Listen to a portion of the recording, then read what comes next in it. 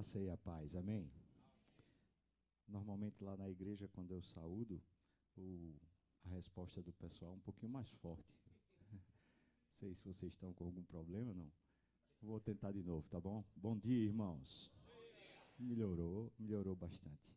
Graça e paz, amém? Amém. Eu sou pastor há 23 anos, sou da Igreja Presbiteriana do Brasil. Moro em Recife, onde eu nasci. Sou pastor de uma igreja chamada Igreja Presbiteriana das Graças. Tem o site dela aí, se vocês quiserem acessar. Tem no Instagram, Facebook e assim vai, essas redes sociais todas. A gente transmite o culto lá pela internet, né? E os cultos todos estão gravados também, se vocês quiserem depois acessar e assistir. Tem a ipegracas.org.br. O site, né? O título do site. Tem também no YouTube o nosso canal. A Igreja Presbiteriana das Graças é a maior igreja presbiteriana do Nordeste. Presbiteriana, né? Nós temos 1.700 membros.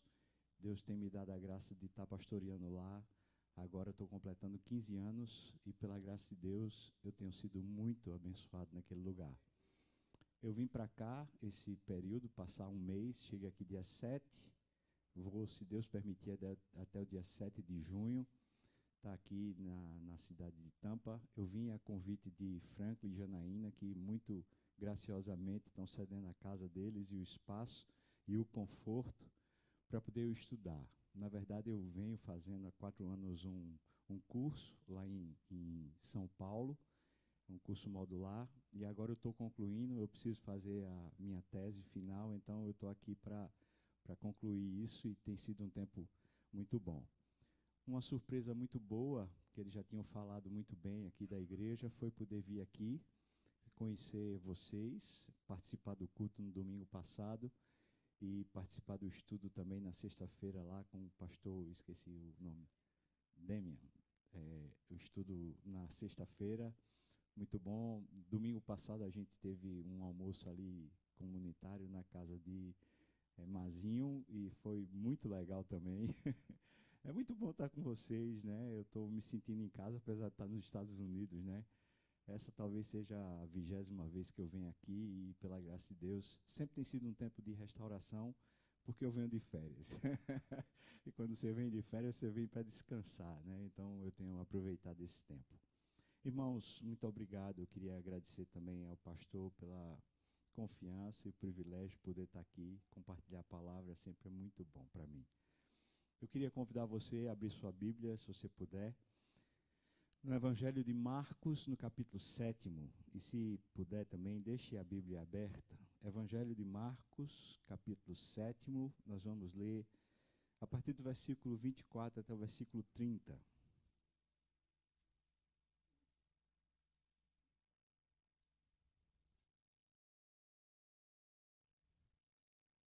Evangelho de Marcos, capítulo 7º, desde o versículo 24 até o versículo 30. Vou pedir que, se você puder deixar a Bíblia aberta, a gente vai seguindo mais ou menos conforme está aqui o texto, tá bom? Diz assim então a palavra do Senhor. Levantando-se, Jesus partiu dali para as terras de Tiro e Sidom. Tendo entrado numa casa, queria que ninguém o soubesse. No entanto, não pôde ocultar-se, porque uma mulher cuja filhinha estava possessa de espírito imundo, tendo ouvido a respeito dele, veio e prostrou-se-lhe aos pés. Esta mulher era grega, de origem cirofenícia, e rogava-lhe que expelisse de sua filha o demônio. Mas Jesus lhe disse: deixa primeiro que se fartem os filhos, porque não é bom tomar o pão dos filhos e lançá-lo aos cachorrinhos. Ela, porém, lhe respondeu: sim, Senhor, mas os cachorrinhos debaixo da mesa comem das migalhas das crianças. Então lhe disse: por causa desta palavra, podes ir, o demônio já saiu da tua filha. Voltando ela para casa, achou a menina sobre a cama, pois o demônio a deixara. Amém. Vamos orar de novo, irmãos. Senhor Jesus, Tu és tão lindinho, tão maravilhoso. É muito bom estar na Tua presença. Obrigado, Senhor, pelos louvores, pelas orações, por esse tempo já de consagração a Ti. Pai, mais uma vez eu te peço, já foi pedido, mas te peço de novo, que o Teu Espírito encontre espaço aqui. O Senhor, pelo Seu Espírito, aqui pode nos conduzir a toda a verdade. Então, unge meus irmãos, unge a mim, livra-nos do mal, Senhor, no nome de Jesus. Amém. Amém. Você sabe que existem 3 tipos de fé. Essa é uma definição teológica, claro. Existe uma fé que é a fé primeva, é a fé que todo ser humano tem, até o ateu tem, que é quando o homem busca uma instância superior. É quando o homem está querendo alguma coisa que seja maior do que ele, alguma coisa que possa ajudá-lo, que possa compreendê-lo, que possa tirá-lo de uma situação ruim. O ateu crê talvez na sua competência, crê na ciência, crê nos seus estudos. Ele crê numa coisa que é maior do que ele, que de repente pode ajudá-lo a solucionar os seus problemas. A fé primeva no Brasil, ela é muito presente. Nós somos um povo extremamente sincrético. Nós nos misturamos com tudo. Então você vê, por exemplo, pai de santo no altar, né, na escadaria da Igreja Católica, lavando, porque existe uma mistura. Nossa fé, por assim dizer, nossa crença brasileira, ela se mistura com tudo. Essa é a fé primeva. Essa fé, ela não salva. Existe um segundo tipo de fé, vou falar um segundo nível de fé, que é uma fé religiosa. Essa fé religiosa é uma fé de crendice também.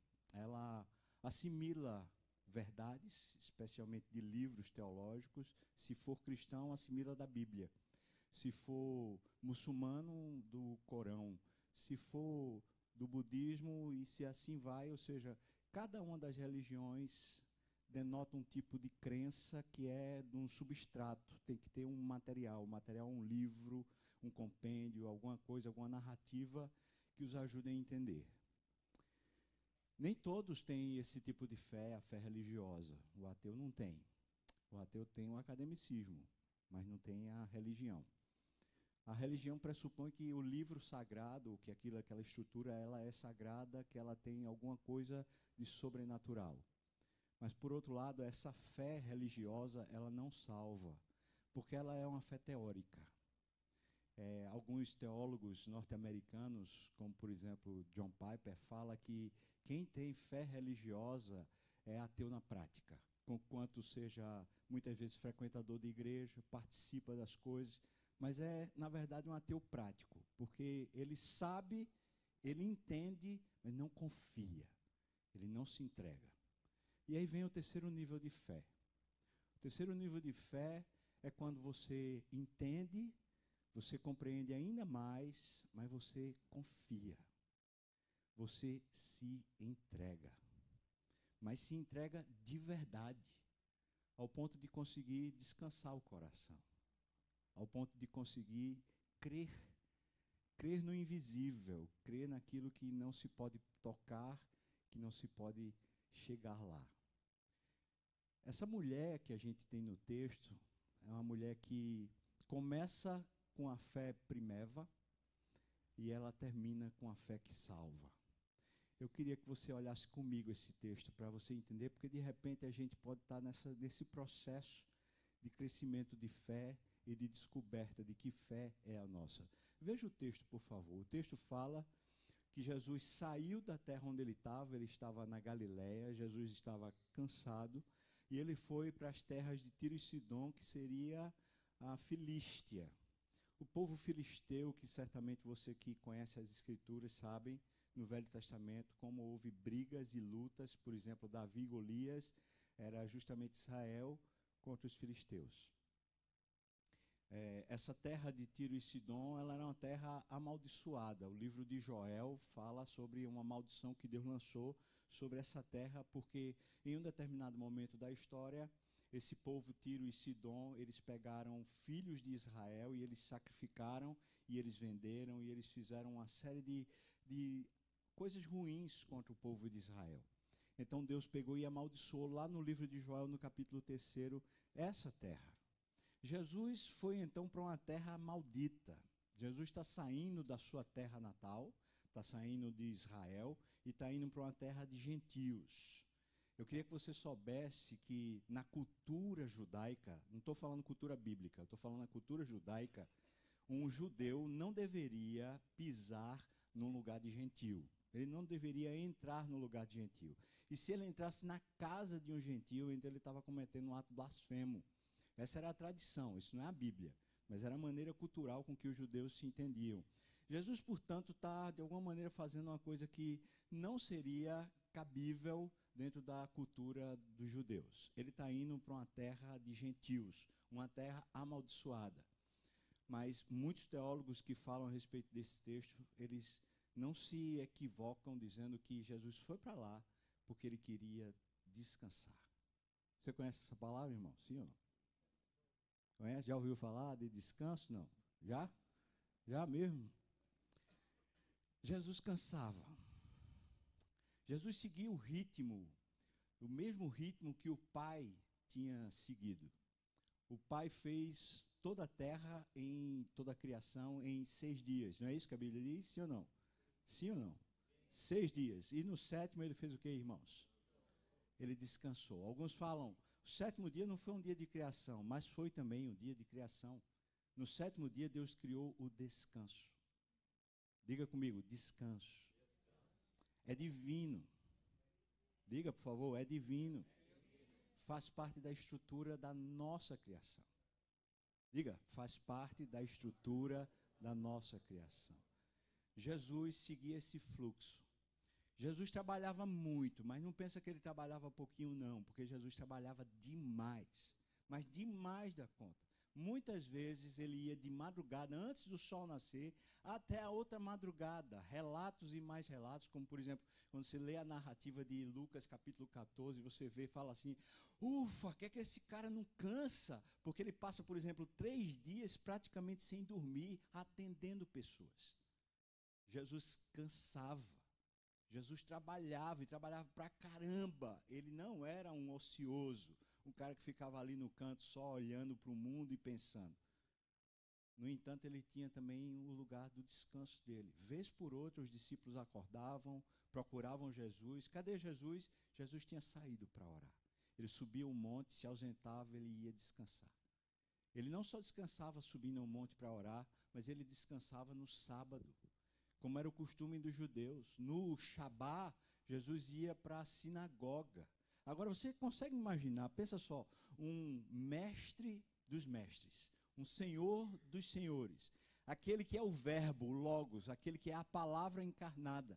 Imagine ele ir para uma reunião de culto, onde ele se senta para ouvir pessoas pregando sobre a palavra.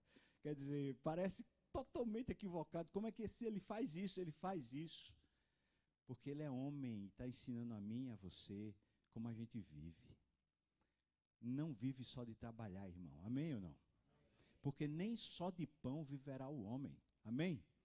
Nem só de pão, nem só de trabalho, nem só de esforço, nem só de suor viverá o homem, mas de toda palavra que procede da boca do Senhor. E a palavra que procede da boca do Senhor fala para você trabalhar e fala para você descansar.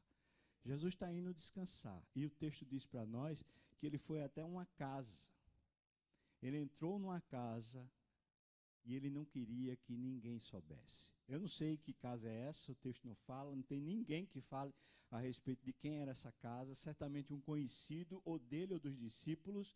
Jesus entra naquela casa, e quando Jesus entra naquela casa ali, ele pede que, por favor, não falem para ninguém que ele está lá. Ele está querendo descansar.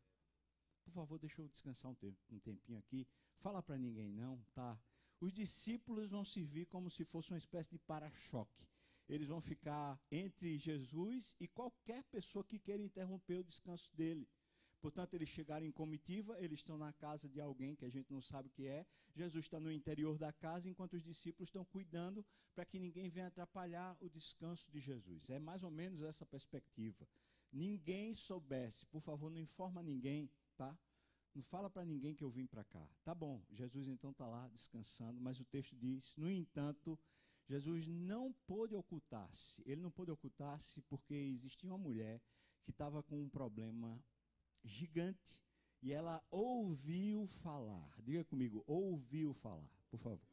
Ouviu falar, vamos lá? Ouviu falar. Ela não viu, ela não teve nada nela, não teve nada na história dela, mas ela ouviu falar de que esse judeu, esse homem era diferenciado e ele fazia coisas que jamais ninguém tinha ouvido falar. E dentre as coisas que Jesus fazia, ele expelia demônios. Ela está com um problema gigante, ela ouviu falar dele e o texto diz que ela não deixou Jesus descansar, ela não deixou Jesus ocultar-se. Ela foi para o encontro de Jesus. É isso que está dizendo o texto. Versículo 25, por favor, dê uma olhada. Diz, uma mulher cuja filhinha estava possessa de espírito imundo. Essa palavra que é usada por Marcos como espírito imundo é justamente como o judeu chamava o demônio. O judeu nomeava o demônio de espírito imundo. Ele não usava essa nomenclatura demônio, porque essa nomenclatura demônio era usada apenas pelos gentios, pelos povos pagãos. Então a narrativa está dizendo, a partir de um discípulo, a partir de alguém que é judeu, olha, tinha uma mulher que estava lá na porta, porque ela queria se encontrar com Jesus, porque a filhinha dela estava possessa de um espírito imundo. Essa é a narrativa judaica. Depois vai ser chamado de demônio, porque é a narrativa da mulher, e a mulher não é judia. A mulher não tem nada a ver com a cultura de Israel. Mas preste atenção, porque o texto está falando para nós. Está dizendo que aquela mulher tinha um caos dentro da sua história, irmãos. E não é um caos pequeno. Quem aqui tem filho, filha? Quem tem? Quem? Ok, tá bom. Eu vou fazer uma pergunta que é daquelas bem difíceis. Mas imagina que você vai ter que optar. Deus falou com você e disse, olha, eu estou para trazer um grave mal para seu filho, para sua filha, mas eu quero que você escolha. Ou você terá seu filho com uma doença fatal, ou seu filho ficará endemoniado. Dentre essas duas coisas que são terríveis, Deus acho que nunca faria isso com ninguém, mas imagina que Deus está fazendo isso com você e você escolhe o quê? Você escolhe que seu filho esteja com a doença terminal, ou você escolheria que seu filho estivesse com demônio? A minha escolha está feita já. Eu diria, Deus, é melhor que meu filho esteja com a doença terminal do que com um demônio no corpo dele. Você concorda comigo? Você também faria isso? Essa seria a minha escolha. Uma pessoa que está com demônio está num estado terminal, na maior miséria que a humanidade pode chegar. Está numa última condição espiritual. Está completamente perdido. Essa pessoa não tem mais controle nem da mente nem da razão. Quem controla a mente e a razão, o coração, os impulsos, todo o comportamento é o próprio diabo. Tal pessoa está no último canto da história. Agora eu quero que você pense um pouquinho. Como é que essa criança, a gente não está falando de um adulto, como é que essa criança chegou a esse ponto? Talvez o texto consiga a gente entender um pouquinho através do texto. O texto diz que Jesus foi para a terra de Tiro e Sidom. E lá tem uma mulher que tem uma filhinha possessa. Essa terra de Tiro e Sidom tinha sido amaldiçoada por Deus, e essa terra de Tiro e Sidom era a terra de Jezabel. Você lembra de Jezabel ou não? Lembra, irmão? Jezabel lá do Velho Testamento, aquela miserável, a esposa de Acabe. A Bíblia usa a expressão falando sobre Jezabel, dizendo que Jezabel era feiticeira. Eu vou usar uma expressão mais brasileira, tá? Ela era macumbeira. Era mulher que acessava espíritos e fazia despacho de todo tipo, de tamanho e cor e jeito. Posso dizer para você, com base na história, é que naquela terra a religião oficial era a religião da macumba. Era a religião de se oferecer a espíritos demoníacos. Sabe-se lá o que foi que aconteceu na casa dessa mulher. Mas uma coisa é fato. Na casa dessa mulher, a sua filha foi tomada completamente por demônio. Talvez, estou falando que o texto está dizendo isso, mas talvez algum tempo atrás, essa mulher numa crise, num grave problema, ela foi lá e ofereceu sua filha aos demônios, como era o costume da terra onde ela morava, ela ofereceu, ela deu um passe na filha. Já ouviu falar disso? Não. Tomar um passe, dar um banho de água benta. Já ouviu falar desse negócio, irmão? Não, pronto. Talvez foi lá e toma, vai lá, põe para poder ver se resolve os problemas lá em casa. Essa menina está uma peste, essa menina está difícil, essa menina não responde, a menina é difícil. Então toma um passe para ver se acalma aí. E deu o passe, mas a menina foi endemoniada. Soluções que vão se buscando por causa do desespero, mas soluções sem Deus. Nessa busca dessa fé primeva, onde você, o que tiver à mão para tentar solucionar problema, você usa. O que tiver à mão. O texto está dizendo que a mulher foi até Jesus, porque ela estava com uma filha, uma filhinha, é a expressão que está usando aqui, com o espírito imundo. E tendo ouvido a respeito de Jesus, ela veio, e o texto diz que ela prostrou-se-lhe aos pés. Essa atitude que essa mulher está tomando é uma atitude de reverência. Se prostrava aos pés diante de dois tipos de pessoas apenas.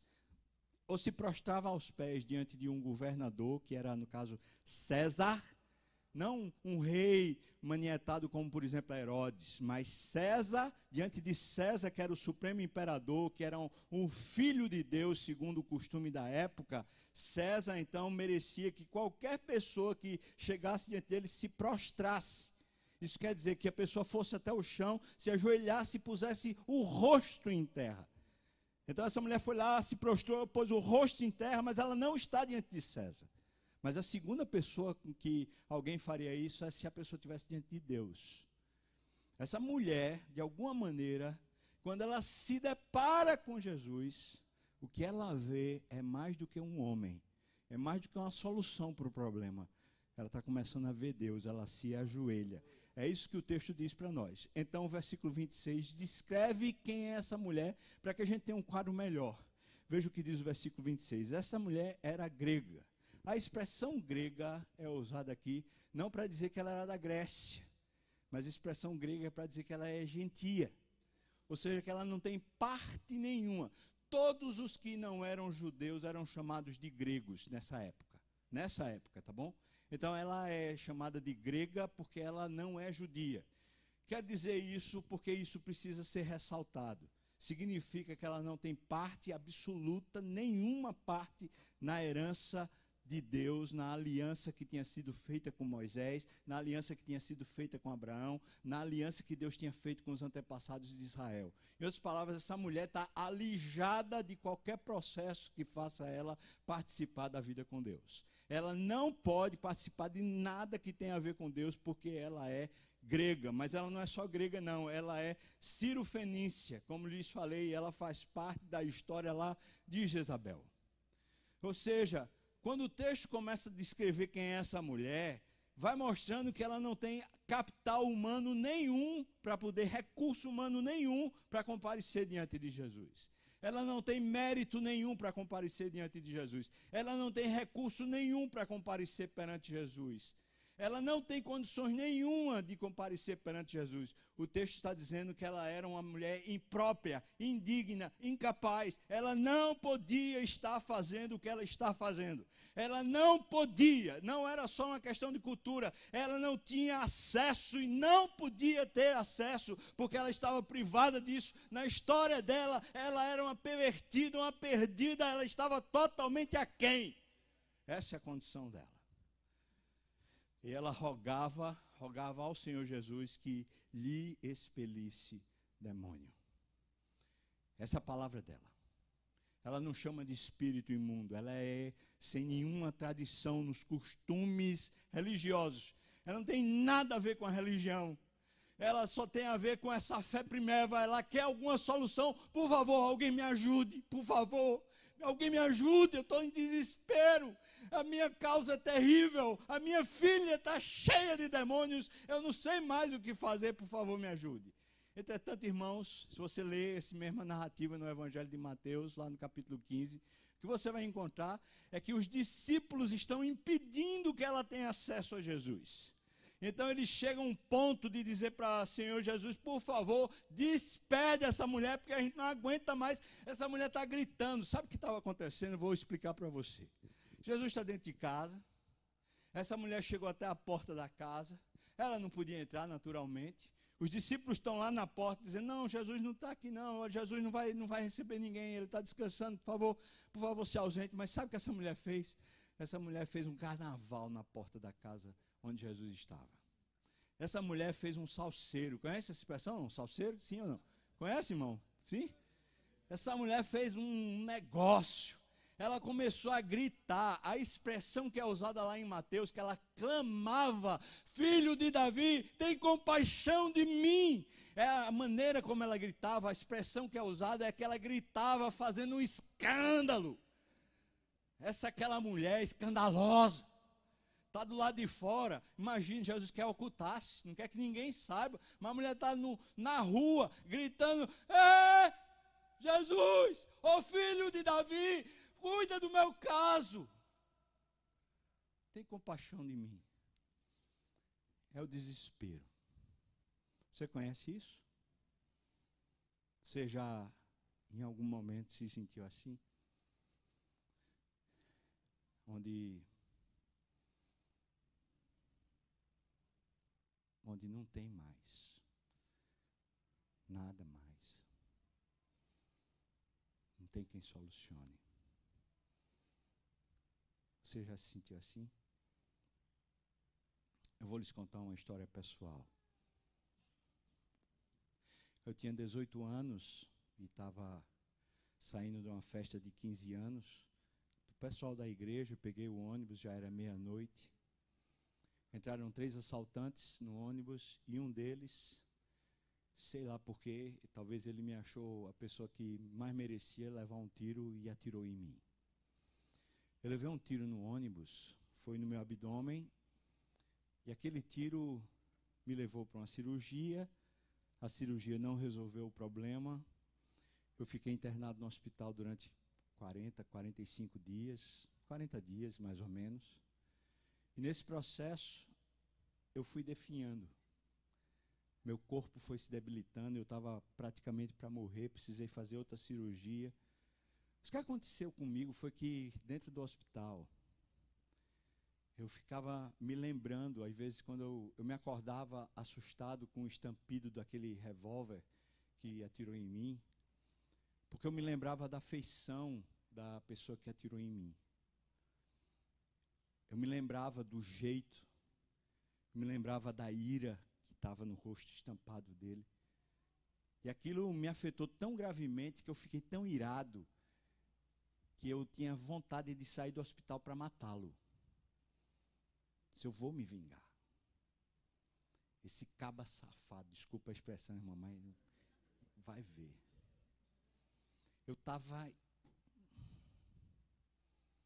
Eu precisava resolver aquilo. Eu lembro-me que um dia meu pai chegou lá à tarde, aí falou assim, filho, sabe o nosso vizinho era delegado da polícia, falou, sabe o nosso vizinho? Eu disse, eu sei, pai. Ele falou, o vizinho me procurou e disse, olha, a gente achou a quadrilha que assaltou aquele ônibus. Eu falei, comigo mesmo, não falei para papai, mas na hora eu falei assim, graças a Deus, vão levar um tiro, eu tenho certeza, vão levar um tiro. Na hora ele falou assim para mim, ô filho, vou dizer uma coisa para você muito séria. O delegado perguntou para mim o que é que eu queria que se fizesse com aqueles delinquentes. Aí eu na hora falei, o senhor mandou matar, né, pai? Agora deixa eu dizer para você, eu era crente. Mas aquele crente, né? Eu era crente, meu pai não era crente. Falei, o senhor mandou matar, não foi, pai? Ele falou, não, filho. A vida só pertence a Deus. Eu disse para ele assim: se eles estão cometendo crime, então prenda. Eu fiquei com tanta raiva do meu pai. A lágrima chega, escorria aqui de lado assim, ó, escorria quente. Não sei se você já assistiu isso, parecia que estava saindo ácido dos meus olhos assim. Aquele negócio quente, eu falava assim, eu vou dar nele agora. Só que eu estava todo entubado, eu estava fraco, não tinha condição. Papai colocou na minha cabeça brasas vivas, eu fiquei me queimando. Papai foi embora à noite, e durante aquela noite eu orei muito falando: Senhor, estou vendo que ninguém me entende, ninguém sabe o que é que eu estou passando, eu estou aqui com um caos dentro, eu quero matar. Meu pai teve a oportunidade, o que é que ele fez? Passei aquela noite toda agonizando na minha alma. Eu dizia: me dá a solução, me dá a solução, me dá a solução. De madrugada, por volta ali das 5 horas da manhã, o sol já tinha nascido, e na janela que ficava bem visível da cama onde eu estava, na janela dava para ver as palmeiras, e o vento estava soprando, e as folhas das palmeiras estavam balançando. Eu comecei a ver aquilo lá e falei: ó Deus, por que é que o Senhor sopra lá, mas não sopra aqui? Aquilo que o Senhor faz lá, eu sei que o Senhor pode fazer aqui. Você sabe que a palavra espírito é sopro. Você sabe disso. Eu falei: Senhor, sopra aqui. E digo a vocês, irmãos, Deus soprou aqui. E quando soprou, aquilo saiu do meu coração e eu me aliviei tão grandemente por causa de um milagre. Que milagre foi esse? Foi o milagre do perdão, acessado pela graça e pela gentil e amorosa bondade de Deus que foi derramada no meu coração. Eu poderia contar outras histórias, talvez as histórias de igreja. Já sofri muito em igreja. Já passei por momentos que eu disse para Deus: Senhor Deus, eu quero morrer. Me tira a vida, Senhor, me leva, eu não quero mais, eu não quero mais. Você já passou, irmão, por algum momento, ou talvez você esteja passando por um momento que você fala assim: melhor não estar mais aqui.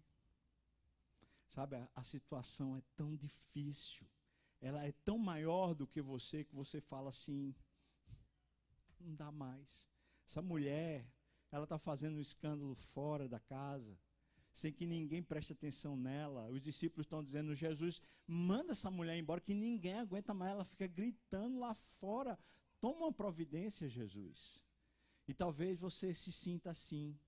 Ninguém lhe compreende, ninguém está lhe dando acesso, você está se sentindo esvaído nas suas forças. Muitas vezes eu me sinto assim.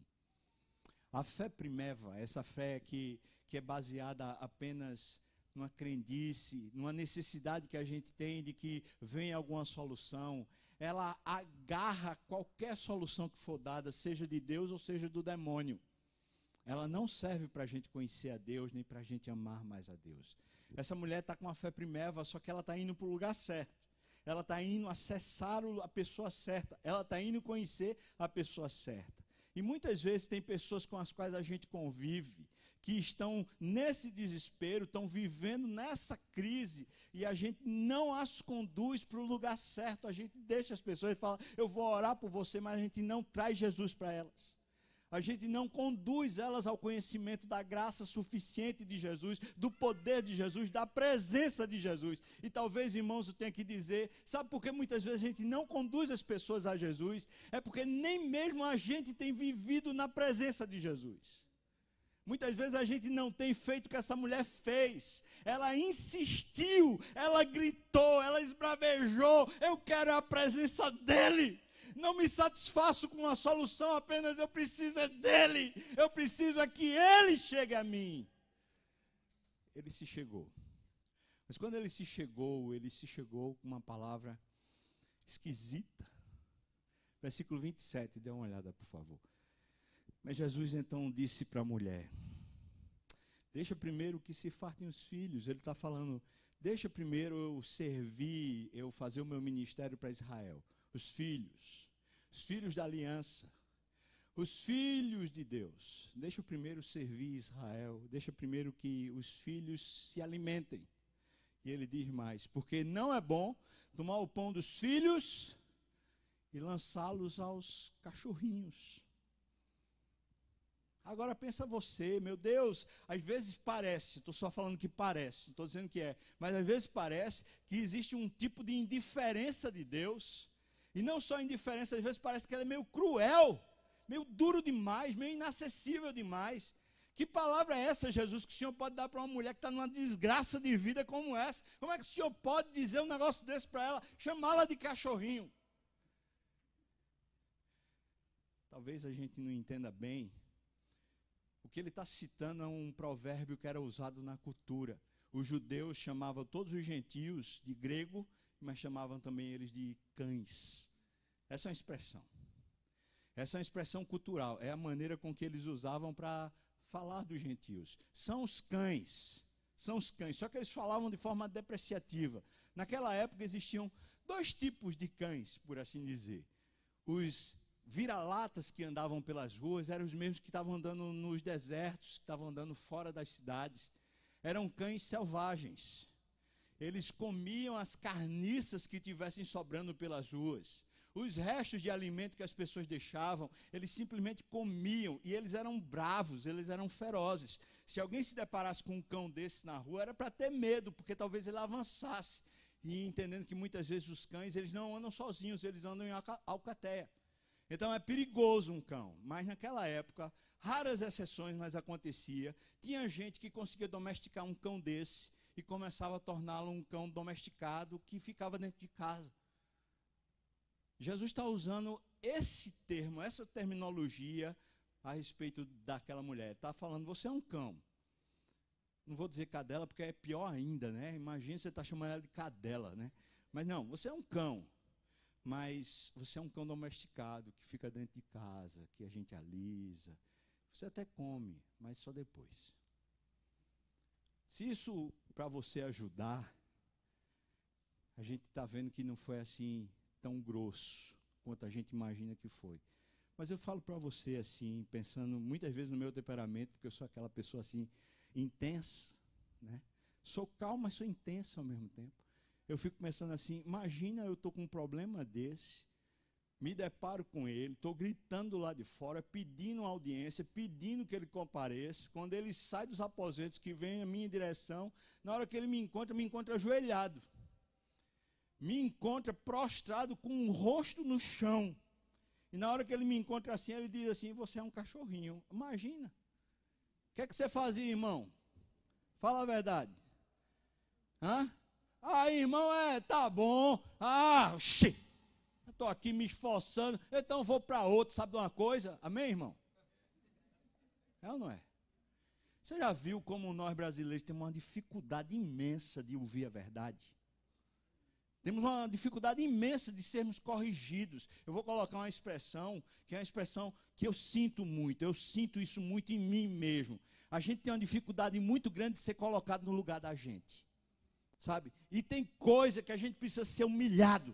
Tem situação que a gente precisa ser colocado no lugar da gente. E uma das coisas que a gente precisa ser colocado no lugar da gente é a gente estar e entrar e buscar a presença de Deus. Essa mulher está diante da presença do Deus soberano, onipotente, o Criador dos céus e da terra. Ela está de joelho, ela não faz parte da aliança, ela não tem mérito, ela não tem condições, ela não tem graça. Ela está lá e ele está falando, você ainda está sendo gentil com ela. Você tem direito a ficar dentro de casa, mas você não tem direito ao tratamento dos filhos. Aqui eu quero entrar forte com você, porque eu sou gentil. Eu queria ser judeu. Na verdade, eu fui 2 vezes para Israel e quando eu estava lá eu vi como se fosse a minha casa. Eu falei, meu Deus, esse parece ser o meu lugar. Essa parece ser a minha casa. Eu me identifiquei fortemente. Não só porque o lugar é o lugar da Bíblia, mas porque aquilo parecia que tinha a ver com minha alma. Eu não sei explicar. Mas eu sei que eu não sou judeu. Na verdade, isso foi uma pesquisa histórica que eu fiz, que eu pensei assim, meu Deus, eu acho que eu sou judeu, e comecei a procurar meus ancestrais todos, porque eu queria ter um acesso para ir morar em Israel. Esse foi o meu plano. Eu tracei durante 2 anos um projeto de ir morar em Israel. Eu queria ser judeu, conquanto continuar sendo crente, tá bom? Um judeu messiânico. Eu adoro essa cultura, eu adoro o linguajar, eu adoro o hebraico, eu gosto desse negócio, eu queria estar lá dentro. Mas eu fiz a pesquisa toda. Sabe o que é que deu? Eu sou vira-lata, irmão. Eu sou vira-lata. Eu sou brasileiro, daquele que está todo misturado. Eu tenho um negro no meu sangue, eu tenho um índio no meu sangue, eu tenho um português no meu sangue, eu tenho um espanhol no meu sangue. Eu estou todo caboclo, sei lá o que chama. Eu não sei você, mas eu não tenho a mínima condição, mínimo direito, nenhum mérito de comparecer perante o Rei da Glória. Eu sou um vira-lata. Você é o quê? Eu não faço parte das alianças. Eu não posso estar na presença dele. Essa é a minha condição. Então, se ele chega e diz para mim, eu primeiro tenho que atender os filhos, você é um vira-lata. Ele está me colocando no meu lugar. E vou dizer para você, muitas vezes nós crentes não aprendemos a viver no nosso lugar com essa humildade que faz parte de conviver com Deus. Nós não temos direito, irmãos. Nós não temos direito ao pão que comemos. Não temos direito aos recursos que temos. Você diz, mas eu me esforço, eu me dedico, eu me luto, eu me esmurro. Você tem sido agraciado por Deus. Tem uma boa mão que tem derramado sobre você, graça sobre graça. Não diz respeito aos seus méritos, não é porque você é bom, não é porque você se esforça. Você é vira-lata, provavelmente é tão vira-lata quanto eu. Na sua história está tudo misturado dentro de você, e você quer comparecer diante do Rei da Glória, e você quer dizer, me manda o maná, eu tenho direito, eu tenho herança, eu sou da linhagem de você. Não é! Mas você tem um privilégio por causa de Jesus Cristo, de poder entrar no Santo dos Santos, no trono, diante do trono você tem livre acesso. É por isso que em Hebreus capítulo 10 diz, entremos pois com ousadia diante do trono da glória. Nós temos acesso, nós podemos buscar confiadamente socorro. Por favor, socorro, é diante do Rei da Glória. Pode buscar, que Ele está olhando para você, mas não tem mérito. Não é a sua bondade. Não é a sua dedicação, não é o seu esforço, não é porque você é crente há muito tempo, não é porque você contribui muito, não é porque você seja lá o que for, não é! Nós não temos mérito. Temos absolutamente nada que nos faça ser credenciados para estar na presença dele. Essa mulher está gritando lá e Jesus está pondo ela no lugar dela.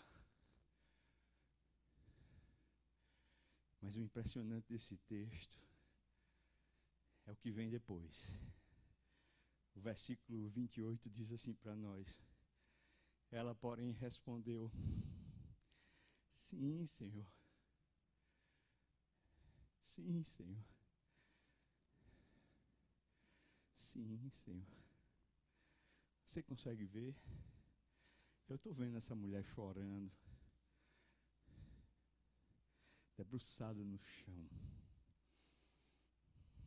Os cabelos estão por sobre a cabeça. Ninguém vê o rosto dela. E a voz pequena, fraca, está falando sim, Senhor.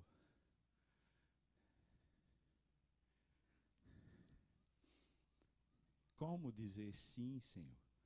Como? Ela não tem a solução dos seus problemas. Preste atenção, irmão. A filha dela não está curada. Ela não está atendida por ele. Ela simplesmente está na presença dele. E quando ela está na presença dele, ela se depara com a indignidade dela, com a falta de condições que ela tem e a autoridade que ele tem. E o poder que ele tem, a majestade que ele tem, o senhorio que ele tem, quando ela se depara diante dessa grandeza, ou seja, eu sou pequena, eu sou frágil, eu não mereço, mas está diante de mim o Rei da Glória. Quando ela se depara com esse quadro, ela diz, sim, Senhor. Ah, irmão, preste atenção, porque talvez seja essa a grande maravilha de andar com Deus, de estar em Cristo. Não é ter dele coisas boas, mas é ter Ele. Não é ter as bênçãos, mas ter a pessoa. Sabe, irmãos, o grande privilégio é esse, é que a gente pode dizer, sim, Senhor. Aconteceu, foi uma calamidade, mas sim, Senhor. Sabe, não teve solução para o meu problema, mas sim, Senhor. Sim, Senhor. Sim, Senhor. Aleluia, sim, Senhor. Não, eu não consegui resolver, ninguém conseguiu resolver, mas eu estou diante do Senhor, que é o Todo-Poderoso, e eu não mereço. Sim, Senhor. Sim, Senhor. Sabe, irmão, nós precisamos disso. Isso apazigua o nosso coração. Isso é a fé que salva. Isso é a fé que anda com Deus. É a fé que não tenta ensinar a Deus como agir, mas simplesmente se apequena diante dele e diz, sim, Senhor, pode ser do jeito que tu quiseres, sim, Senhor. Eu preciso é só da tua presença, sim, Senhor. Sim, Senhor. É diante desse sim, Senhor, que ela diz, mas os cachorrinhos que ficam debaixo da mesa, eles comem das migalhas das criancinhas. A palavra criança aqui não foi a palavra que Jesus usou para filho. Ele usou a palavra filho. Ela usou a palavra criancinha. E a distinção era que uma criancinha, quando comia à mesa, ela se lambuzava. Mas se lambuzava muito, porque a comida judia, não sei se você já percebeu, mas ela tem as porções, vários pratinhos, e tem muitos cremes, aí tem feijão, aí tem um creme lá de, sei lá o que, como é que eles falam lá, grão de bico e não sei o que, aquelas misturas todas, e tem pão, e tem bode, irmãos. Alguém gosta de bode, não? Tem ninguém do sertão, aqui, só aqui. Pois é. Tem a galinha guisada, alguém conhece isso não? É galinha guisada, aquela galinha, né? Tem lá na mesa, então tá lá aquele negócio que lambuza ou não lambuza. Agora imagina, você não tem garfo e faca, não tem palitinho, não tem nada, é com a mão. Você pega lá o bode todo melado. Pega a galinha toda melada. Você pega os molhos, você molha tudo e à medida que a criança vai comendo, aquele negócio vai caindo no chão. É por isso que ela está falando as criancinhas. Sabe o que, é que ela está dizendo que quer comer? É o sobejo. É o negócio que caiu da boca da criança. Caiu quando ela errou na boca e ficou melada e começou a escorrer e caiu no chão. A migalha de Jesus é mais poderosa do que os nossos maiores problemas. Uma migalha dele, irmão. Uma coisa que sobra dele, que cai da boca de alguém, de uma criancinha que for, é maior do que todos os nossos problemas. Ela está dizendo, eu não quero merecer. Será que você pode dizer isso? Será que você pode viver uma religião como essa? Eu não quero merecer. Eu só quero estar na tua presença. Eu não quero merecer. Eu quero desfrutar tua presença. Eu não quero merecer. Merecer tua bênção, merecer teu tratamento, merecer teu acolhimento. Eu não tenho como merecer.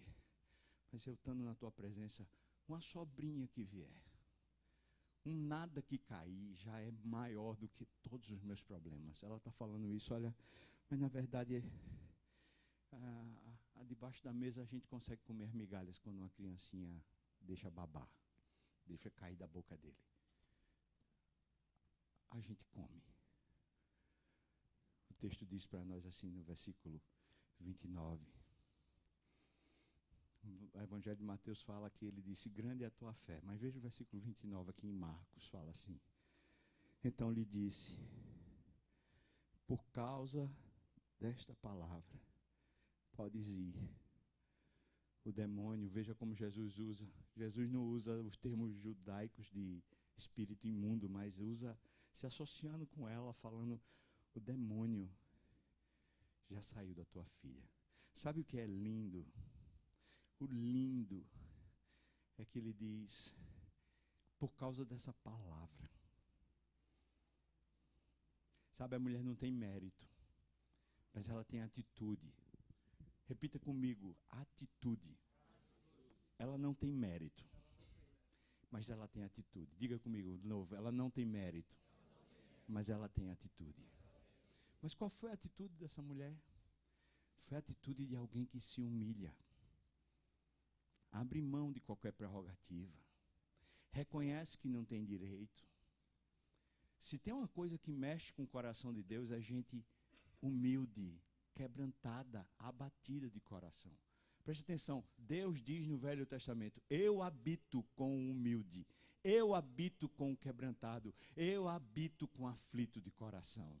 Você crê nisso, irmão? Deus está dizendo, eu vou para junto de quem assim está, eu vou para junto. Essa mulher está dizendo isso, tá bom, eu não mereço, qualquer migalha para mim sobra, eu já estando dentro de casa, já estou satisfeita, eu já estando dentro, mesmo que seja debaixo da mesa, para mim já está mais do que bom, eu estou na sua presença. Então ele diz, essa sua atitude tocou meu coração. Essa palavra, como é traduzida aqui, diz assim, por causa dessa palavra, a expressão que é no original é por causa da atitude que você tomou. Não é uma palavra que sai da boca, é uma palavra que sai do coração. Não se trata apenas de ter comportamentos religiosos, de você participar de cultos, de você ter atividades, de você ser generoso, você dá oferta, você dá roupa, você dá... Não se trata apenas das coisas que você faz, mas se trata de como faz, de dentro para fora, e não apenas simplesmente fazer, porque tem que fazer. Eu tenho que ir para a igreja, eu tenho que fazer o culto, eu tenho que não sei o quê. Não tem não. Você precisa no coração amar, doar de coração, entregar de coração, ser a sua vida e não apenas um comportamento. Ser o que habita na sua alma e não apenas um negócio que você faz para se livrar. Eu tenho que dar, eu tenho roupa demais no meu guarda-roupa, eu tenho que dar, eu tenho coisa demais para poder fazer, então eu vou fazer. Não é isso. Viver com Deus, buscar a Deus, não se trata de você ter que, se trata de você desejar de todo o coração, de buscar de todo o coração. Buscar-me-eis e me encontrareis. Quando me buscardes de todo o vosso coração, eu serei achado de vós, diz o Senhor. Eu farei mudar a vossa sorte, diz o Senhor. Não se trata, irmãos, não se trata de palavras que são ditas, de comportamentos que são sem alma, sem coração. Se trata de você fazer inteiro. Isso mexe com o coração de Deus. Gente que diz, eu não tenho direito, mas estar na tua presença é o meu maior prazer. Como cantamos aqui. A tua presença é o que eu mais quero, Deus. É o que eu mais quero. Jesus diz, isso me tocou. Quando ele usa a expressão lá em Mateus, ele fala, mulher, grande é a tua fé. Jesus está dizendo, houve fé que salvou essa mulher agora. Ela entrou aqui com a fé primeva. Ela entrou com a fé que é uma fé de crendice, que é uma fé que busca qualquer transcendente, qualquer solução para o problema. Mas quando ela compareceu na minha presença, o coração dela foi mudado. Ela não quer mais a solução dos seus problemas, ela quer a mim. Ela quer a minha vida, ela quer a minha presença, ela quer a mim. Tem diferença para você? Não só ter problemas solucionados por Deus, mas ter Deus, a presença de Deus, o toque de Deus, buscar a Deus. Sabe, irmãos, não estou falando de coisas e hábitos que são da religião, estou falando na vida pessoal. Então deixe-me confrontá-lo, permita-me confrontá-lo. Você busca a Deus? Você tem fome de Deus? Ou isso é só parte de um cântico que a gente vem aqui, canta, celebra no domingo, e que bênção o culto dessa igreja. Que coisa maravilhosa a gente chegar na América e ter esse tipo de igreja, vivendo uma igreja viva, pelo menos aos meus olhos. Deus é que sabe. Que bênção. Mas deixe-me dizer, irmão, você ama a Deus? Se ama, como você concretiza isso? Você o busca, você lê a sua palavra, você ouve a sua voz, você medita, você ora, você está buscando o altar.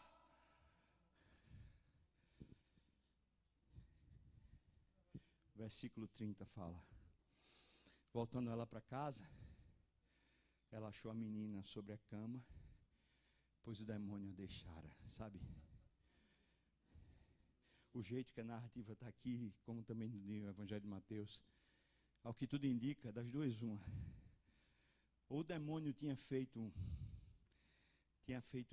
tanta maldade com essa menina, que o corpo dela ficou sem força, exauriu as forças dela, gastou ela emocionalmente, gastou o corpo dela como pôde, que quando ele saiu, ela não tinha força, ficou na cama.